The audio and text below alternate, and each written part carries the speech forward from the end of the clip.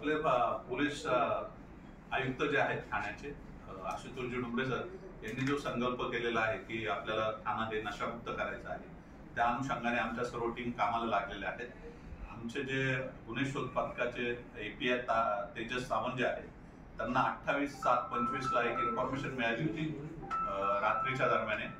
तर त्यावेळेस त्यांनी सापळा रचून रात्री 1 वाजेच्या दरम्याने खर्डी रोडवरनं आरोपी इरफान गुलाम रसूल मुलतानी याला 1 किलो हायब्रिड गांजासह पकडलं होतं. त्याची किंमत 25 लाख रुपये आहे.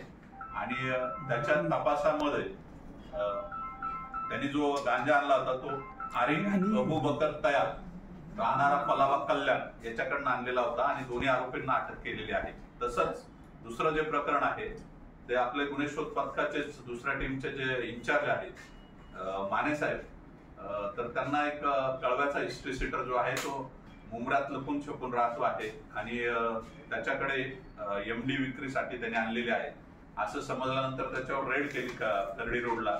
त्याच्याकडनं जवळजवळ 274 ग्रॅमचं MD साधारण त्याची किंमत आहे मार्केटमध्ये 8 लाख रुपये अशी मिळालेली आहे. त्याला अटक केलेली आहे. त्याच्यावर यापूर्वी कळवा पोलिसांना 7 गुन्हे दाखल आहे. तो तिथला हिस्ट्री सीटर आहे. सर, हा जो पहिला आरोपी पहिला प्रकरण आहे इरफान गुलाम रसूल, याच्याकडे किती किलोचं गांजा भेटलं होतं आणि त्याची किंमत काय होती, त्याने कुठून आणलं होतं?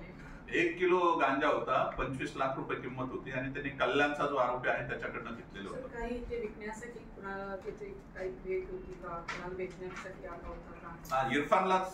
इरफान जो मुलतानी आहे त्याला विकायला आला होता, तो मग विकणार होता इथं. सर, PC वगैरे काय? आज PC संपत आहे. सर, इथे मुंब्राला कुणाला विकायला आला होता तो आणि इतर काय साथीदार आहे का मुंब्रामध्ये? त्याचा तपास चालू आहे.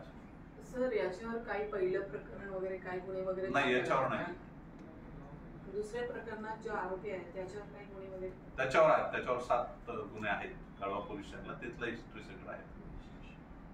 Okay sir, thank you. सर, आरोपीचा एक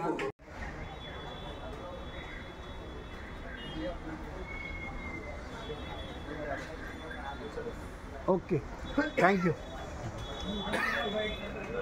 MD हे